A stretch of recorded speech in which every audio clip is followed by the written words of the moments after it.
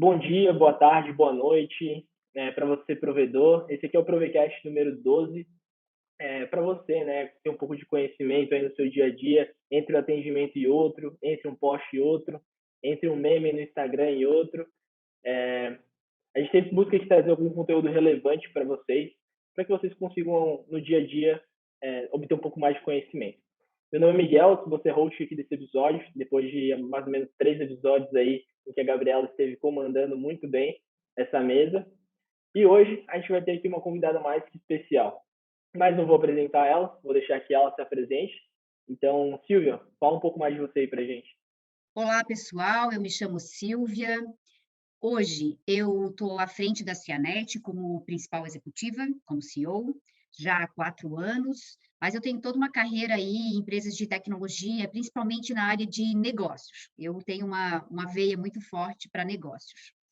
Além de estar à frente da Cianet, que vocês sabem muito bem, né? Que é uma empresa do mesmo segmento, né, de telecomunicações e que desde o início aí ela apostou em provedores regionais. Eu também sou conselheira de administração numa outra empresa de tecnologia no segmento de energia e atualmente estou atuando como head na concepção de uma escola de negócios aqui em Santa Catarina. Para começar isso, Miguel. E, Silvia, a gente vai falar aqui um pouco hoje sobre as mudanças no consumo de internet, né, no mercado em geral, e como que a gente, enquanto provedor, consegue se adequar a isso. E aí eu queria fazer uma primeira pergunta para ti, para a gente introduzir o tema. Os clientes realmente escondem as coisas da gente ou só a gente que está prestando atenção nas coisas erradas? Miguel, a gente vai falar sobre consumo de internet. Na verdade, eu acho que a gente vai falar um pouquinho sobre consumo de consumidor, sobre transformação aí nas empresas, mas quanto à questão de clientes de esconder algumas coisas da gente, eu acredito que sim. Eu prestei muito mais atenção na forma como se consome internet no último ano para cá, porque a gente tem consumido de uma maneira diferente e muito mais do que a gente fazia antes. Então, uma das coisas que eu percebi muito forte no início, mas ainda está latente, é que o fato de a gente estar fazendo muitos trabalhos remotamente, ou muitas conexões remotamente, trabalhando ou não, a dificuldade de lidar com as ferramentas que trafegam, né, em cima da internet, trafegam pela internet, elas são muito fortes. E daí o que acontece? Em alguns casos, principalmente as pessoas que não estavam muito acostumadas com o uso da internet ou com o meio, né, o meio digital aí para se comunicar, sentem dificuldades e elas tendem a não falar. Eu vou dar um exemplo aqui, né. Eu vou dar um exemplo meu que para ficar mais fácil, tá. Eu, por exemplo, eu faço muitas reuniões ou muitas apresentações, palestras, e eu quero ver o público, me ver a minha apresentação e ver as minhas anotações ao mesmo tempo. Caraca, eu nunca tinha feito isso. E daí eu sou obrigada a falar isso e, de repente, eu me sinto constrangida, na minha posição, de desconhecer todos esses recursos. Então tem muita coisa que não é dita. Seguro que tem, Miguel. Isso faz bastante sentido, né? Sobre o primeiro ponto que tu falou de a gente estar muito mais conectado agora, até ouvi muito de provedores que os planos mais básicos subiram muito, assim, quem tinha plano mínimo de 50 mega, por exemplo, agora está tendo plano mínimo de 100 mega, tudo isso em um ano, foi um crescimento muito grande, realmente. E, e sobre essas necessidades que tu falou, Silvia, que os clientes acabam por algum motivo, né, às vezes medo de se constrangir, ou medo de não saber, né, e que acabam não passando para a gente, como que a gente consegue entender mais essas necessidades, como a gente consegue buscar essas informações e o que a gente precisa melhorar enquanto provedores. Eu queria falar um pouquinho sobre transformação aqui, Miguel, que eu acho que é muito importante.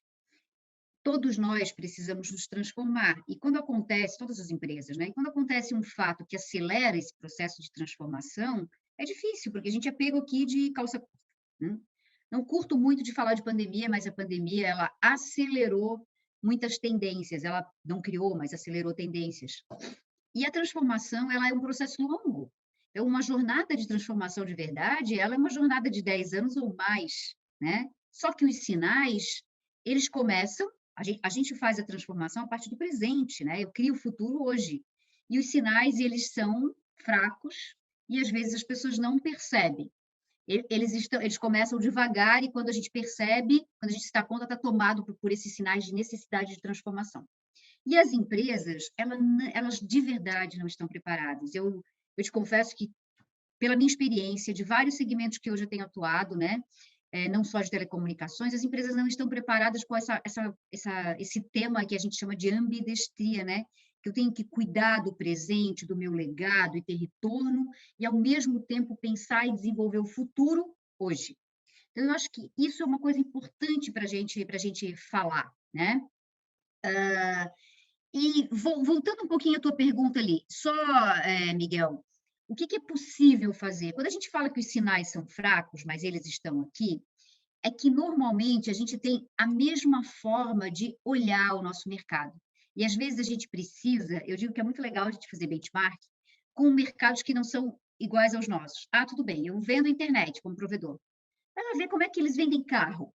Tem nada a ver com o meu segmento, Silvia, mas vai lá para abrir um pouquinho a mente. Então, o que eu falo, Miguel? Assim, se hoje o meu provedor ofertasse um treinamento de apresentação rápida, apresentação para esse momento. Então, tipo assim, eu quero fazer apresentação para esse momento que atenda às minhas necessidades. Poxa, se eu tivesse um provedor que, além de me dar o acesso, me ensinasse a fazer algumas coisas, isso seria um diferencial. Mas agora eu estou falando isso. Como é que o provedor consegue fazer isso? Ele precisa abrir a mente dele para ouvir o consumidor sobre outros aspectos que não só o sinal não está bom, quero mais sinal, mais, né, assim, mais velocidade, o sinal está fraco, caiu a minha internet. Então, ele precisa promover momentos para que ele entenda necessidades outras que o cliente não vai falar, mas se ele provocar, o cliente fala. Então, nós fazemos isso. Nós fizemos isso com os provedores, Miguel. Quando a gente resolveu, a Cianet desenvolve e comercializa hardware para a construção de redes de fibra ótica. Quando a gente resolveu entrar no mundo de outras soluções, eu nem vou dar um nome, a gente foi para dentro do provedor e acompanhou o dia a dia dele para ver se lá a gente encontrava algo que fizesse sentido para ele, que nós pudéssemos desenvolver, então fizesse sentido para nós e para o cliente dele. Sabe o que é isso para mim? Não é nem ganha-ganha, né? É ganha, ganha, ganha. É todo mundo ganha. Então a gente fez isso e nós desenvolvemos um software, né? Usamos aí de inteligência artificial, desenvolvemos um robô para a agilidade do cotidiano deles, de suporte, de venda, né? De dúvidas financeiras e tal. Mas foi só dessa forma que a gente conseguiu pensar diferente que não só no hardware que normalmente a gente fazia até então. O que é melhor? Tu pode me perguntar. As duas coisas. O melhor é eu estar aberto o tempo inteiro e olhar todas as oportunidades que o mercado pode me dar. Os provedores, eles querem muito se diferenciar em relação às grandes operadoras e eles falam de atendimento. Então, o atendimento do provedor, ele é mais próximo, ele é um diferencial legal, só que todo mundo já faz isso. E agora? Vai se diferenciar de que maneira? Experimenta. Olha só, vou falar uma loucura aqui, mas eu acho que vale a pena. As pessoas estão muito mais em casa, trabalhando dentro de casa. E elas precisam de momentos de descompressão, que a gente chama, né? Uns fazem exercício, outros fazem meditação. Eu, por exemplo, gosto de cozinhar. Pensa se eles fizessem uma aula de culinária online. Então, se é o meu provedor da aula oferece aqui, óbvio que ele não precisa desenvolver isso, faz uma parceria, oferece, eu me conecto aqui todos os dias, ou fica lá gravado, uma aulinha para que eu possa me descontrair. Eu vou lembrar desse provedor de uma forma totalmente diferente. Ele não só entrega internet para mim, né, mas ele me ajuda a calar a mente num momento tão necessário como eu preciso. É a minha terapia, vou lembrar do meu provedor. Tu pode estar viajando, tá, Miguel? Mas eu acho que é nessas viagens que a gente vai conseguir se diferenciar. E a gente pode até falar que é viagem e sempre é viagem até ser feito, né? E até ter aderência no mercado. Antes de ser criado de fato, sempre começa com uma grande ideia, né? E acho que isso faz bastante sentido o que tu falou também com a questão dos horizontes, né? Eu tenho um olhar muito sempre para a inovação e tem aquela história dos horizontes da inovação, o primeiro horizonte, o segundo e o terceiro. Que o primeiro é a inovação dentro de casa, então como que eu melhoro o meu suporte, como que eu melhoro o meu processo de vendas. O horizonte 2 são inovações adjacentes, pode ser um serviço novo, um produto novo, e o horizonte 3 realmente é a disrupção no mercado. Então, como que eu crio outro negócio a partir disso? E eu acho que cada horizonte desses tem uma maneira da gente lidar com ele, né? Então, e esse processo de descoberta, de entender o cliente, ele tem que ser constante, né? Não adianta só um momento, eu pego, paro para ouvir o cliente, claro que isso é muito bom, mas sempre que a gente quer estar inovando, que a gente quer estar melhorando, é preciso estar ouvindo constantemente o cliente, né? E isso até me trouxe muito à mente quando estava falando das pesquisas. Eu acho que faz muito sentido também a gente entender quais pesquisas a gente pode fazer com os nossos clientes, né, para ter esse processo de escuta, de ouvir o cliente. Então, desde pesquisa de NPS, que é aquela pesquisa de qual a probabilidade de você recomendar o meu provedor, até pesquisas que a gente chama de transacionais, né, que é a pesquisa de satisfação, as estrelinhas que você pode dar para um suporte técnico, que o cliente dá, né, que avalia o suporte técnico, que avalia um determinado processo dentro do provedor, e tudo isso, no final do dia, o provedor vai ter insumos ali para trabalhar e para melhorar, de fato, o negócio, o provedor entregar mais conectividade para esse cliente. E essas são as pesquisas mais formais, que eu acho que elas funcionam. Mas quando tu fala de escuta, Miguel, a gente pode usar todos os pontos que a gente consegue para ouvir o nosso cliente. Quando eu abro a minha casa para receber um técnico do meu provedor de internet aqui, se ele for bem preparado, ele pode ser um ponto de escuta. Ele pode fazer questionamentos para mim e levar para dentro do provedor. E o provedor promover momentos com os técnicos, com área de negócios, com atendentes de suporte, de forma geral, com o objetivo de extrair dali o que eles estão escutando, é super rico, Miguel, é super rico. Então, eu recomendo fazer isso, que eles vão também ter outras fontes de escutas. Elas são as indiretas, mas elas são as mais verdadeiras, porque daí ele está falando com o cliente naquele momento que ele está vivendo a situação. Então, isso também é muito legal. Perfeito, acho perfeita essa colocação. Envolver todo o time nisso é realmente bem importante, né? E, e sobre esse contexto mais que a gente está vivendo, Silvia, a gente estava acostumado a trabalhar a internet de uma forma, mas aí veio essa avalanche e mudou tudo. O que tu enxerga hoje como as principais mudanças do mercado?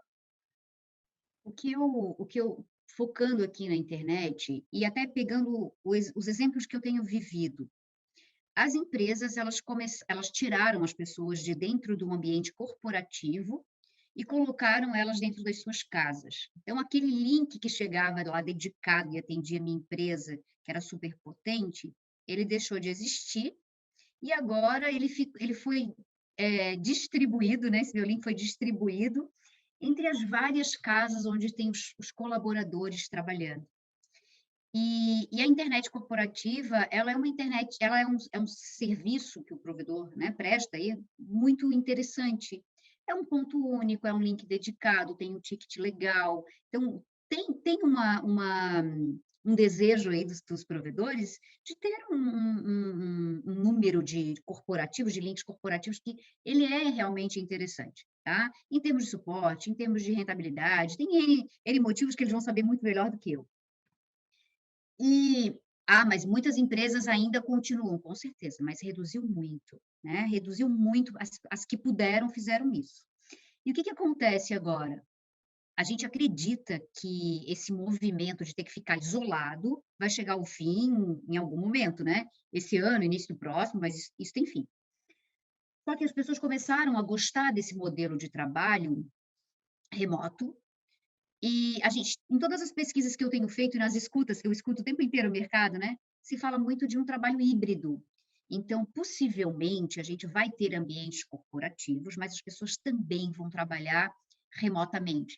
E esses ambientes corporativos, eles serão ambientes mais compartilhados, precisamos de link corporativo, com certeza, mas o provedor precisa encarar agora que as internets, né, que o serviço de internet residencial, ele também vai ser corporativo. Então, tem aqui um consumo diferente. Eu não estou só consumindo internet na minha casa para assistir um filme, para jogar, para e-mail, né? Não, eu estou consumindo exatamente como eu consumo lá naquele ambiente corporativo.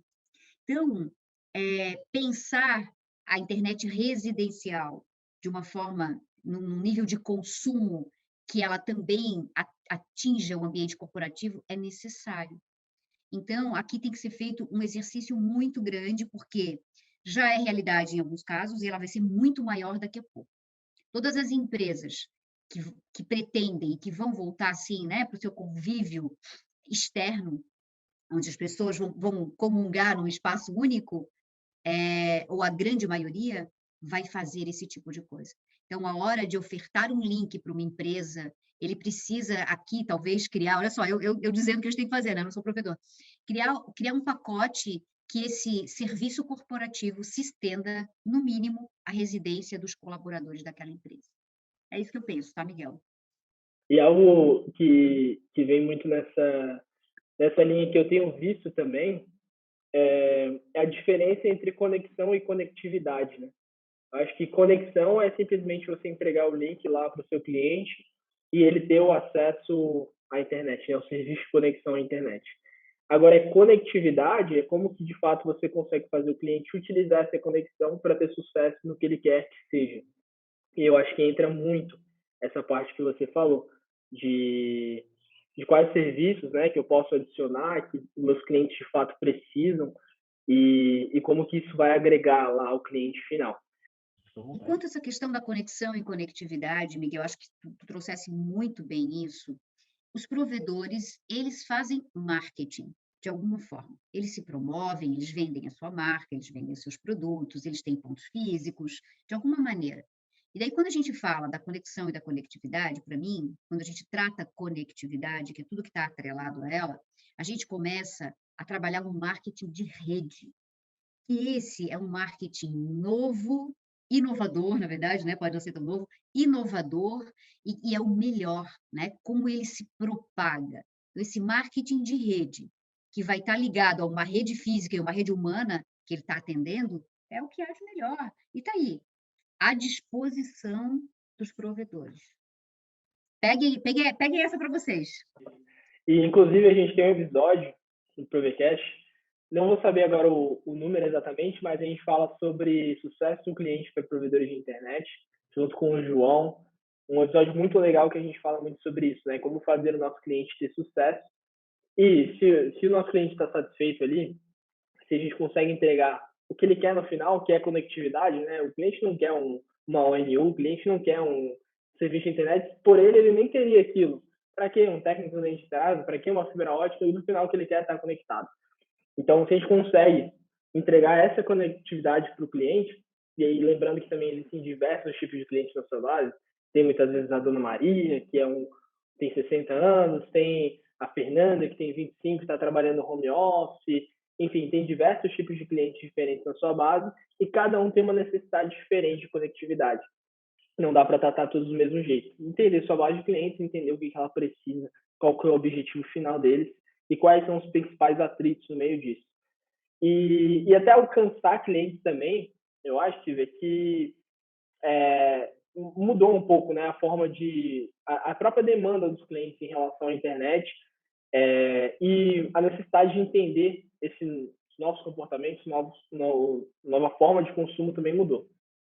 Com isso, a venda de planos de atendimento, você acha que elas mudaram também? Como que mudaram? O que os provedores podem fazer em questão de venda de planos de atendimento ao cliente?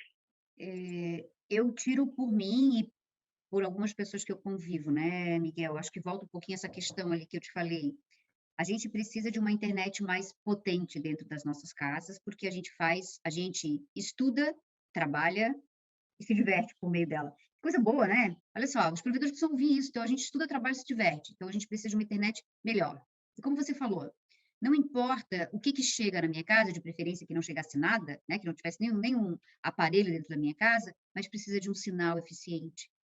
E a gente percebeu isso no consumo dos provedores conosco, né? Os provedores, eles focaram muito mais em ativar novos clientes residenciais do que expandir suas redes. Então, mas não basta só ativar, né? Tem que entender agora que tipo de consumo vai ter dentro daquela casa para que ele possa adequar aí o seu serviço de internet. E eu volto àquela questão que eu falei inicialmente, né, Miguel, entender o que mais eu posso colocar ali. Se eu estou trabalhando, se eu estou estudando, se eu estou me divertindo por meio dessa comunicação que chega, o que que eles podem agregar além de um bom sinal, né? Porque eu falava um pouquinho de transformação e a gente tem pensado, falado, estudado muito isso, e para mim o melhor momento de se transformar é o agora. O mercado dos provedores, ele está muito aquecido, então esse é o melhor momento de ele experimentar novas coisas. Hã, porque é o seguinte, né, o que que não é suficiente? Ah, tudo bem, a gente pode gerir a mudança, por meio de liderança, as pessoas estão investindo em capacitação de liderança para pensar no futuro, legal, né. Transformação digital, digitalização dos negócios, que passa também aqui, né, por esse mercado, legal. Investindo em inovação, legal. Mas como é que eu posso agora olhar esse consumo atual, essa tendência, essas demandas reprimidas, porque estar trabalhando em ambiente fora do ambiente corporativo, seguro tem alguma demanda reprimida aqui que daqui a pouco vai explodir, para que ali na frente eu consiga, dar um passo além, né, experimentar coisas novas que elas, cresçam em faturamento, muito mais do que o core que eu tenho hoje. "Ah, legal, Silvia, tu é maluca, isso pode acontecer?" Pode. Eu falo que um processo de transformação, ele tem 10 anos pela frente, mas num mercado que está superaquecido, eu posso encurtar esse prazo e experimentar. Então, a internet, ela é um meio, mas todas as coisas que eu posso ter em cima dela, que outras formas de monetização? Tem que ouvir o cliente, tem que arrumar formas de chegar ao cliente, como o cliente não fala, tem que provocar o cliente. Então, em algum momento, tem que trazer o tema e ver se esse tema faz sentido, vai fazer sentido para alguns, para outros não. Então, as pessoas não vão sair por aí dizendo. Ou você não vai perguntar: "Tá tudo bem com a sua internet? Você tem alguma necessidade diferente?" Ninguém vai falar dessa maneira. Tem várias e várias formas de ouvir esse mercado, e eu acho que o provedor precisa ampliar seus ouvidos e as maneiras de fazer isso, para que a partir dali, e nesse momento tão aquecido, experimentar outras formas de monetização, outros benefícios em cima dessa rede que ele pode entregar para o seu cliente, e a forma de monetização para ele pode vir, sim, por meio de um faturamento, de uma receita mensal, ou qualquer outra receita, como benefícios fiscais, que a gente sabe que isso também é possível. Mas botar aqui esse time para pensar dentro de um mercado tão fervilhante, num futuro tão promissor, que precisa ser desenvolvido agora, é muito necessário, Miguel. Posso estar viajando um pouco, mas é assim que a minha mente funciona e é assim que eu tenho visto, hã, as empresas se transformarem. E se empresas tradicionais se transformam, como eu falei para você, eu estou à frente de uma escola de negócios aqui para as indústrias catarinenses, onde a gente tem vários segmentos da indústria. Se uma indústria têxtil se transforma, imagina um provedor com tanta tecnologia, com tantas possibilidades por trás. Então eu acho que isso é muito, eu queria falar isso porque eu acredito demais nessa transformação do nosso mercado. Os provedores são um dos grandes responsáveis aí pela transformação digital no Brasil, né? Levando a internet para o interior, levando a internet para onde grandes operadoras muitas vezes não quiseram levar. Então, nada mais justo do que esse setor também participar ativamente dessa transformação digital interna, né? De conseguirem se transformar. E muito, muito, muito interessante mesmo, Silvio. Só eu queria destacar o ponto de ouvir também os colaboradores da empresa.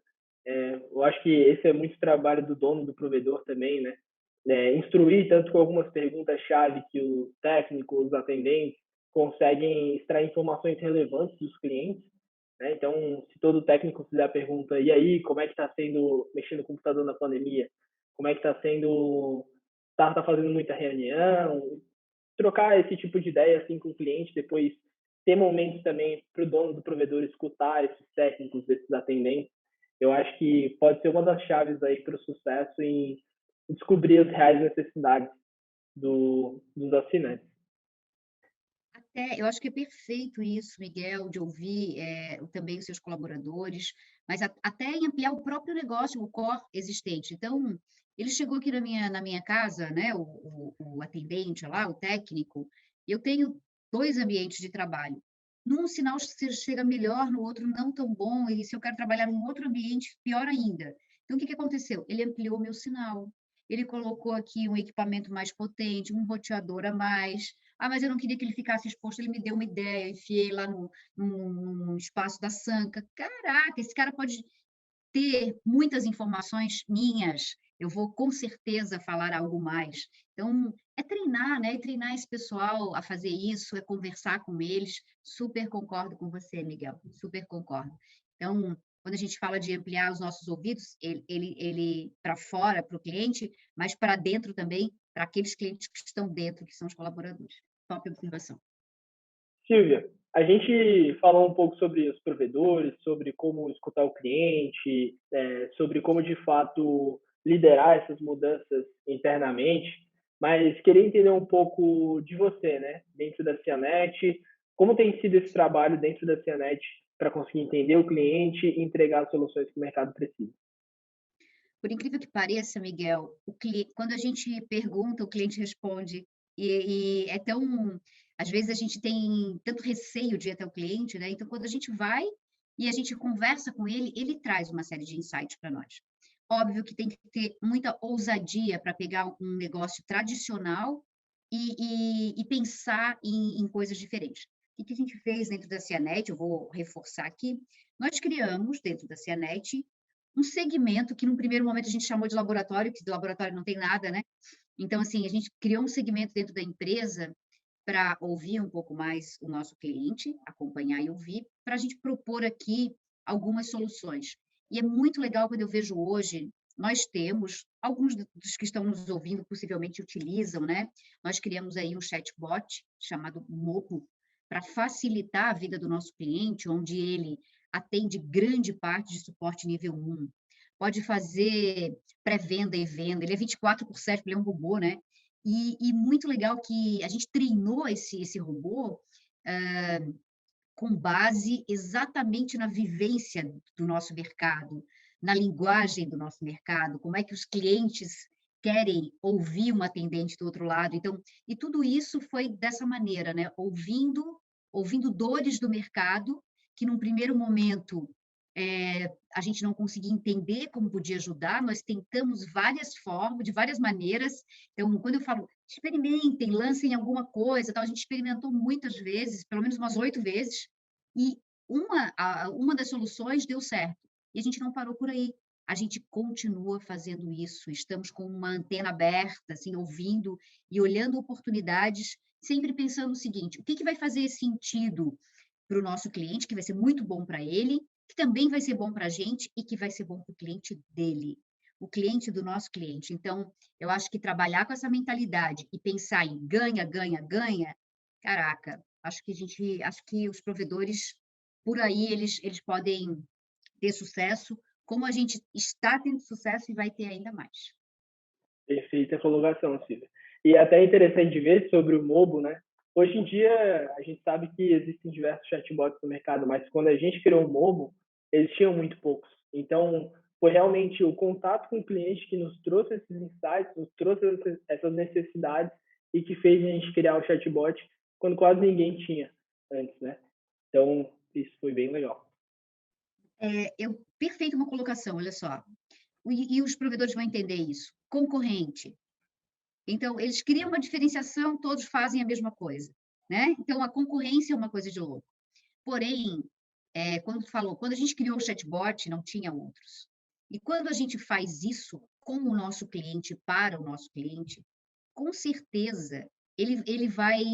é, eu vou usar uma palavra que eu não curto muito, mas vai fidelizá-lo, né? Tipo assim, eu fui a precursora, eu olhei a necessidade dele e fui eu que lancei primeiro uma solução que atendeu a necessidade dele. Então, por que é que ele vai para o concorrente, mesmo que o concorrente copie vocês? Isso tem um valor enorme.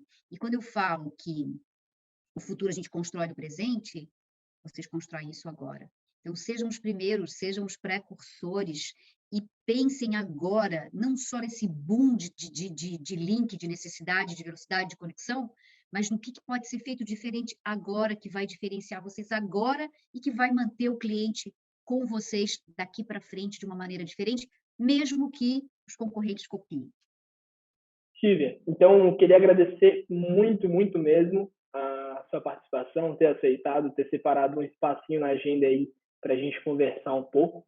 E aí queria saber um pouco mais sobre você, se o pessoal quiser entrar em contato aí, como que pode também entrar em contato contigo. Legal, Miguel. Eu vou reforçar aqui que eu sou o CEO da Cianet. Seguramente que muitos dos provedores que vão ouvir, né, que estão ouvindo, que vão ouvir, eles são clientes da empresa também. Eu deixei claro aqui que a gente não pensa só no presente, mas pensa muito no presente, pensa em atendê-los da melhor maneira possível e no que a gente puder. Então, podem contar conosco sempre, né, independente do que quiserem, querendo trocar uma ideia, conversar. O meu LinkedIn é Silvia Marafon. Podem me acessar por ali, eu escrevo algumas coisas. Nós viramos aqui, né, dentro da Cianet, a gente tem uma forma muito legal de pesquisar o mercado, de ouvir o mercado, de validar o mercado. Então, querendo comprar um equipamento, trocar uma ideia, experimentar algo novo, pode vir para cá e falar com a gente, que eu estou super disponível. Tá bom, Miguel? Acho que é isso. Fechou, Silvio. Muito obrigado. Queria agradecer muito vocês que estão escutando a gente também. É um prazer imenso poder conversar e entregar conteúdo de alguma maneira. E se quiserem mandar um feedback ou, enfim, simplesmente seguir e acompanhar um pouco dos nossos conteúdos, é só seguir a gente lá no Instagram, @cianetlabs, o Labs é com A.